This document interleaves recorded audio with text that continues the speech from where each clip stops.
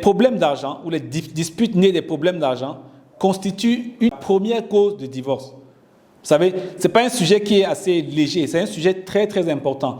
La première cause de divorce demande qu'on prenne du temps pour s'intéresser et discuter.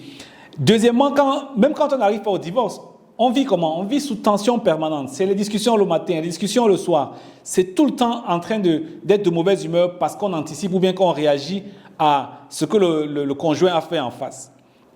Et troisièmement, si vous êtes une famille avec des enfants, ça ne manquera pas. Le père et la mère tout le temps en train de se disputer, peut-être parce que c'est parti des problèmes d'argent, ça va impacter les enfants. Les enfants grandissent en sachant qu'il est naturel de se disputer. Et demain, ils vont aller reproduire eux aussi cela dans leur couple. Donc, il y a l'impact sur les enfants, mais il y a l'impact aussi sur la famille proche parce qu'on n'est pas isolé. Quand vous êtes monsieur et madame, vous n'êtes pas isolé. Il y a des personnes qui vont être proches de vous, vous ne serez pas contente, vous allez le dire à votre sœur, le mari ne sera pas content, il va le dire à un ami ou à un frère. Donc, ça va aller au-delà de vous et d'éteindre en fait dans les relations familiales au sens large. Donc, et malheureusement pour beaucoup de personnes, tout le monde n'a pas le même niveau de santé. Certaines personnes sont assez fragiles quand elles parlent avec énergie d'un problème qui les a énervés, même si c'est parti d'un problème d'argent.